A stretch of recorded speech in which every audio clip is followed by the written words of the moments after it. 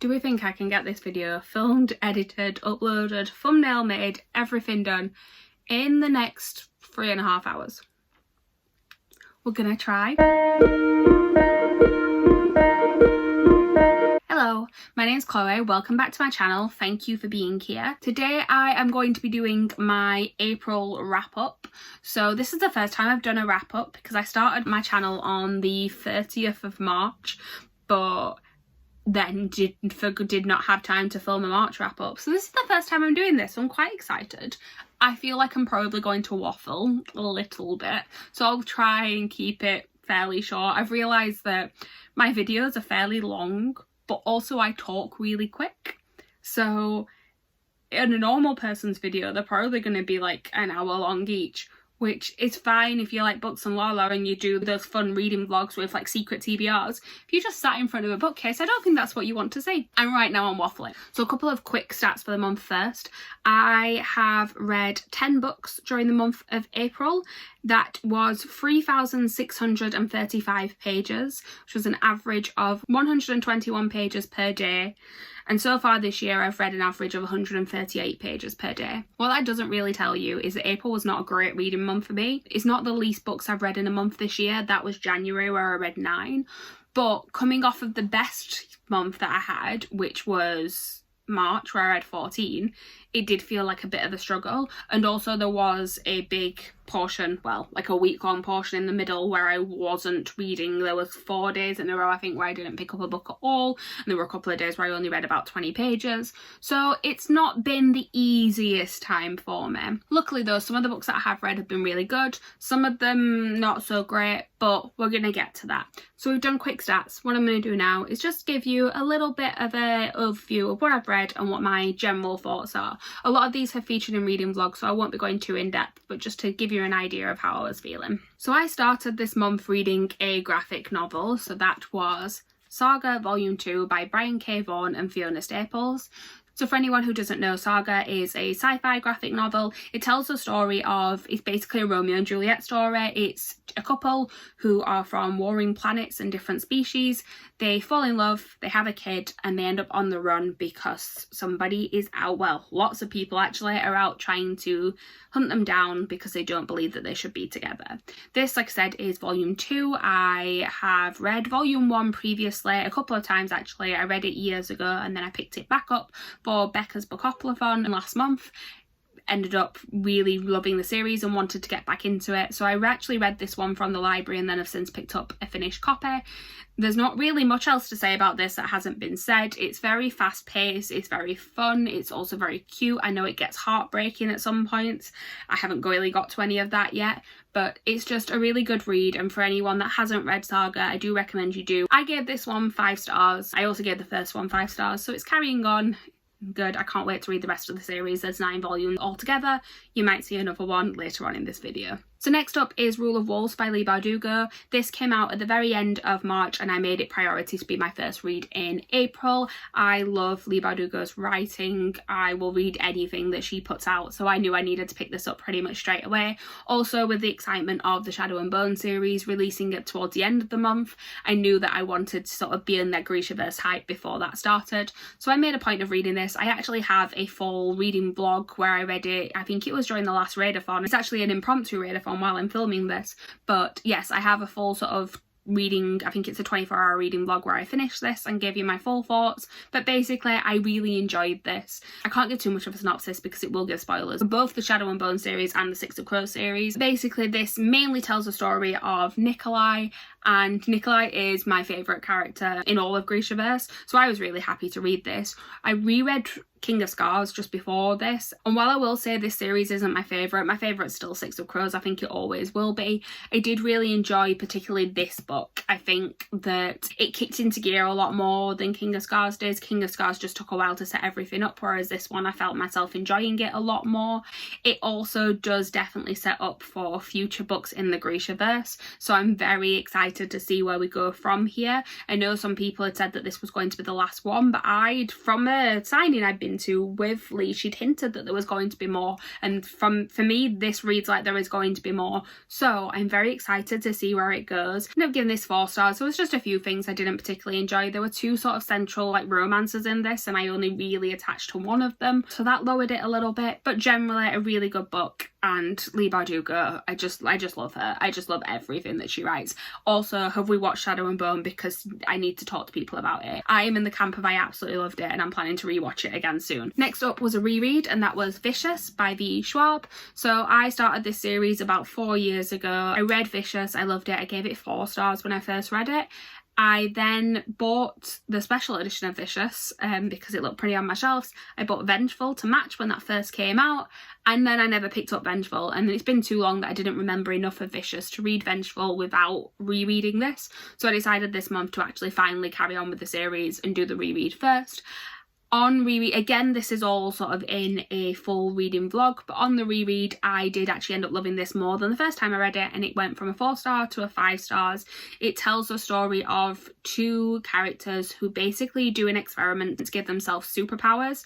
For lack of a better word, they become something called extraordinaries. It kind of reminds me of X-Men with the way that they all have slightly different abilities, and this is told from multiple different timelines as well. So it tells the story of when they first got the powers. It also tells the story of 10 years later when one of them has just got out of prison and seemingly the other one is to blame for him going to prison, and it's basically about how their relationship changed, how it went from them being friends to this very destructive relationship later on, and also what will happen when they confront each other. I, like I said, really loved this one this time round. It went up to a 5 stars. I think the reason it was 4 the first time is I wasn't expecting the time jumps as much, so it threw me off a little bit, whereas now knowing that going into it, I think I was a lot more prepared. Also because I did know the story and I was more connected to the characters already, it just read a lot easier for me, and I could pick up on little things that I didn't really notice the first time, and it just made me really love it.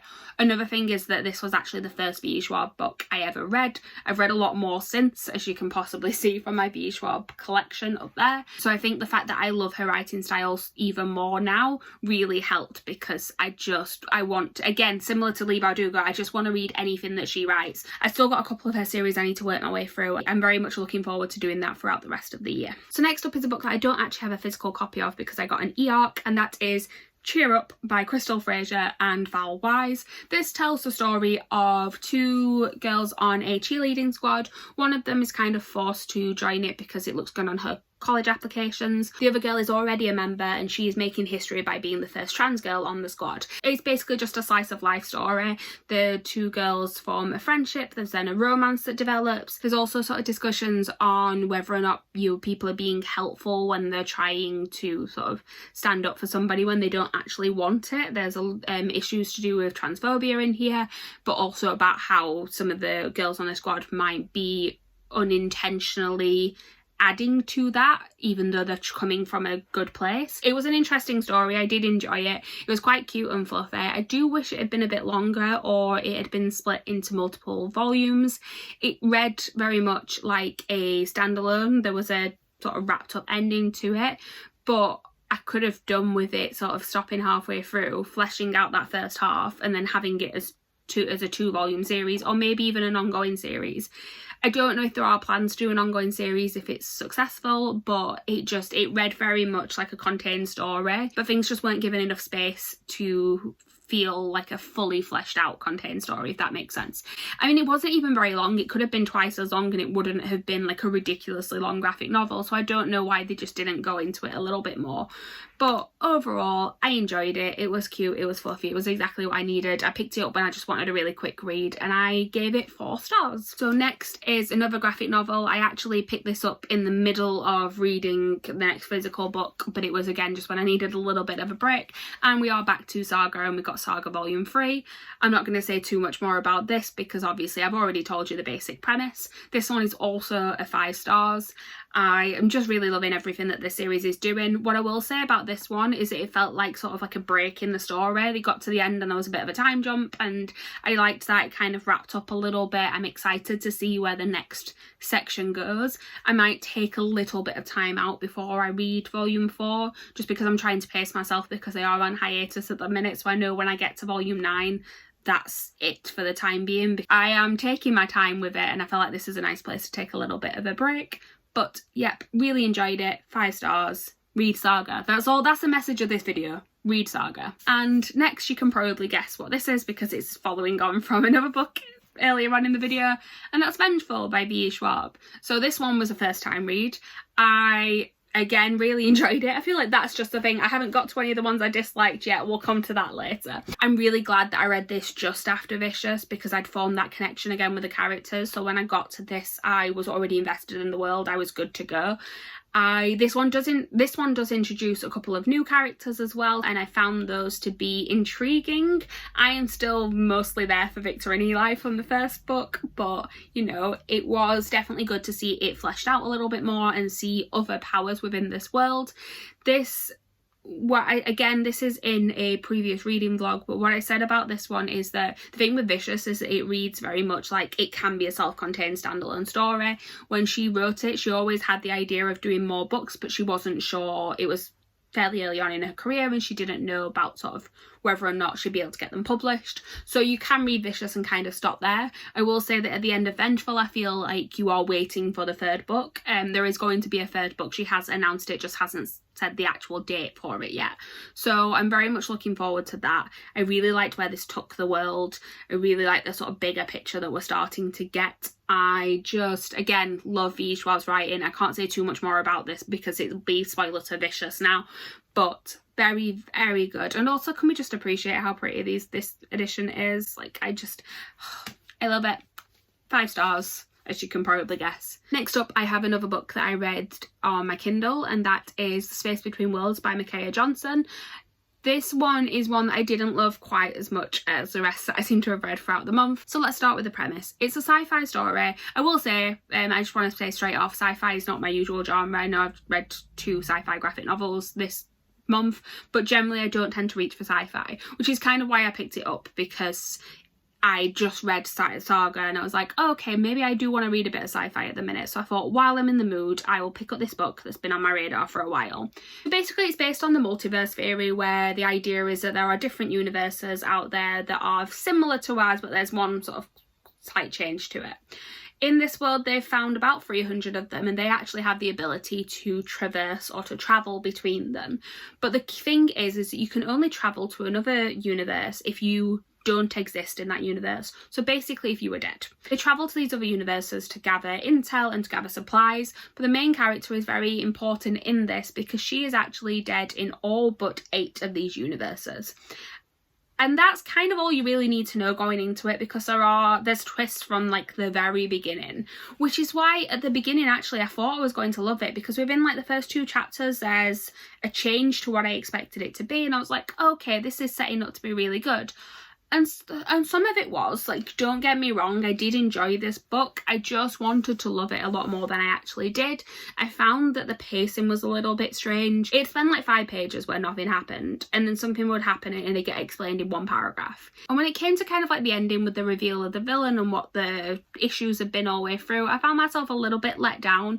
It was just, I don't know, I feel like some of it, again, to do with the pacing, some of it I don't quite understand why that was the motive, but it wasn't bad, it just wasn't as great as I wanted it to be. I ended up giving it 4 stars, but I think I might knock it down to a 3. I was sort of pondering, I said it was more like a 3.5, but it was fine.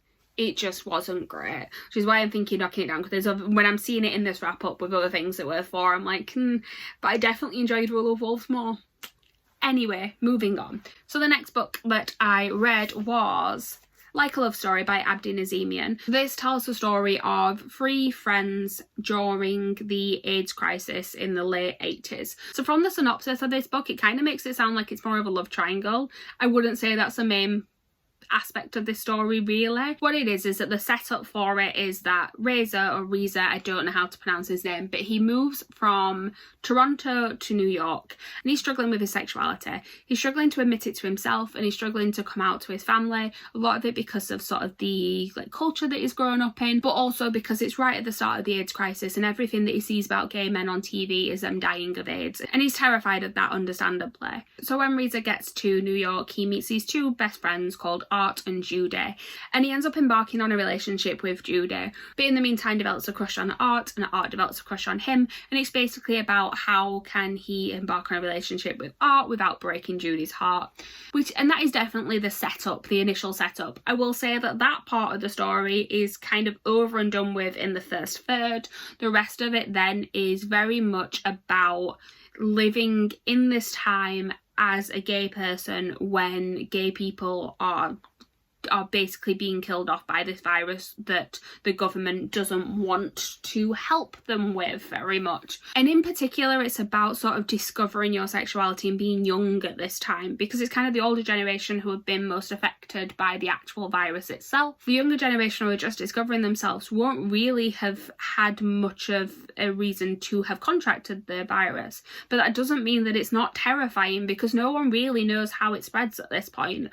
And so it's really about the main characters being very, very scared of living their truth, really, for fear that just by admitting that to themselves, they're then putting themselves at risk. It's beautiful. That's what I'm going to say. It's a really, really good book. I think it's a very important story. It's very... the way that the characters develop through this, particularly Reza, it's just really lovely to see. It is quite hard hitting. Judy's uncle in this is a out gay man who is living with AIDS, so as you can probably guess, that's not necessarily going to be the happiest storyline throughout the book. I gave this book 5 stars, as you can probably guess. I do want to say mild spoilers here for anyone that hasn't read the book and is planning to. If you are planning on reading it and you don't want to be spoiled at all, fast forward until I stop talking about this book. So basically when I stop holding this, you can press play again. But that end chapter, the sort of epilogue, I was not expecting. I'm gonna be vague here, but basically it starts to wrap up in a way that's quite optimistic, and then it gets to a point where a real life event is brought into it, and I was reading it and suddenly went, oh, that's what date it is. Yes.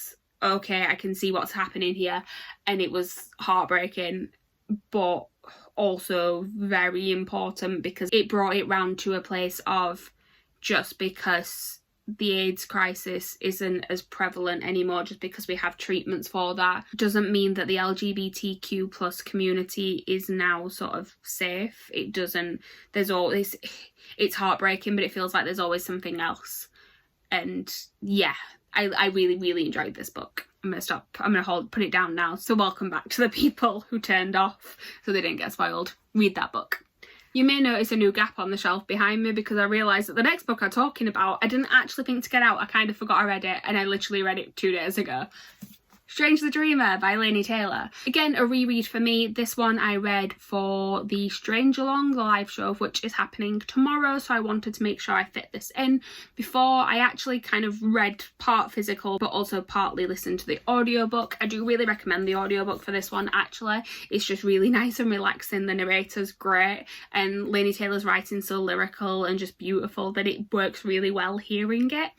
This tells the story of Laszlo Strange, who is a librarian, and he's kind of made it his work to study something called the Lost City of Weep, which is a city that they lost contact with, and also the name of the city just disappeared from everyone's language. And then an opportunity comes up for him to sort of delve a bit more into that and find out a bit more about what's happened in Weep and why it disappeared. And I'm not going to say anything else because I feel like you should just read it. I will say that Laini Taylor's writing, like I said, is very lyrical and it's very beautiful, and I don't think this book is for everyone, and I feel like there's definitely insta love in this, and I noticed this more the second time round. The love story in here happens very quickly, but I still just loved it. Everything about this is beautiful.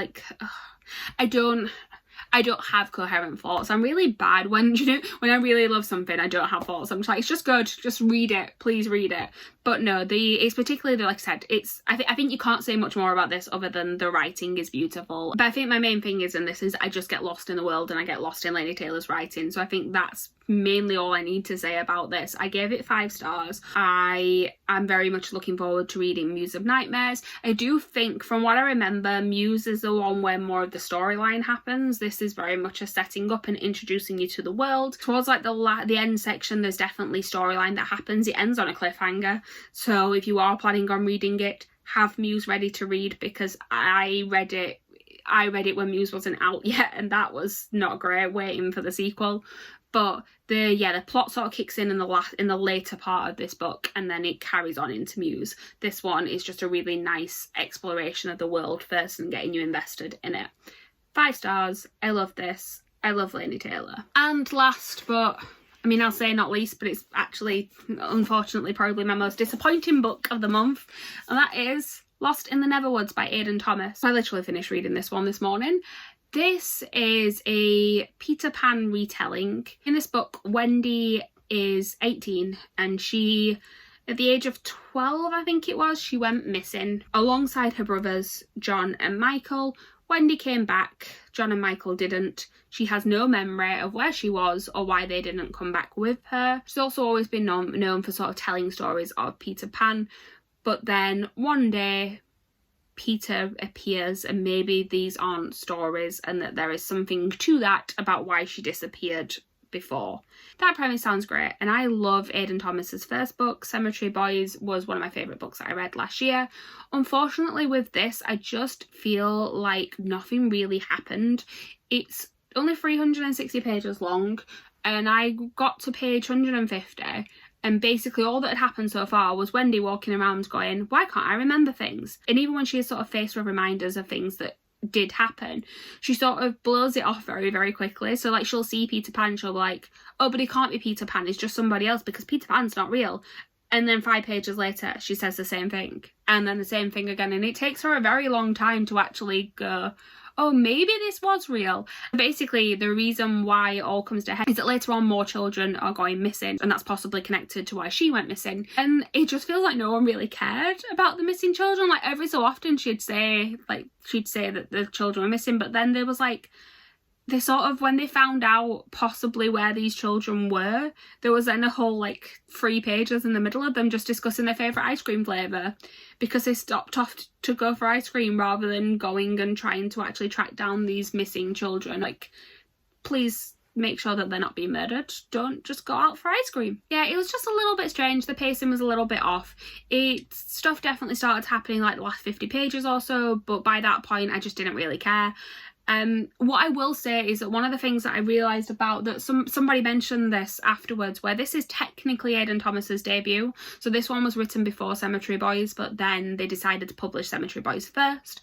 I feel like you can see an improvement in the writing and the pacing between this and Cemetery Boys. It's just a little bit disappointing because Cemetery Boys came out first, and I love that so much that I'm now reading this, which is almost like a step back, and it's making me less excited about their writing now. Although I will, based on how much I love Cemetery Boys, I will pick up anything that they write in the future, and hopefully that progression will carry on. And that's what I'm choosing to believe. I gave it 3 stars. I didn't hate it. It was fine. It's just disappointing in comparison to what I expected it to be, I think. So that is everything. These are all the books that I read this month. I would turn them so that you can see the spines, but I'm going to drop these any second. It's not a bad reading month. There was quite a few 5 stars in there, actually. I can't really pick a favourite book that I read this month because I think there's 2. I'm not including rereads because I don't think that's fair, but probably Vengeful and Like a Love Story. They're 2 very different stories and I enjoyed them for different reasons. So I'm going to say they're both my favourite. My least favourite was probably Lost in the Netherwoods, but I think that's more out of disappointment than anything else. If you're interested in knowing what I plan on reading in May, you can check out my May TBR. I should also be filming an April haul later on, so you should see that one in your subscription feed soon. Speaking of, like, comment, subscribe, all that good stuff down below. I want to talk to you all, so please leave comments, and yeah, have a lovely day. Thank you for watching. Bye.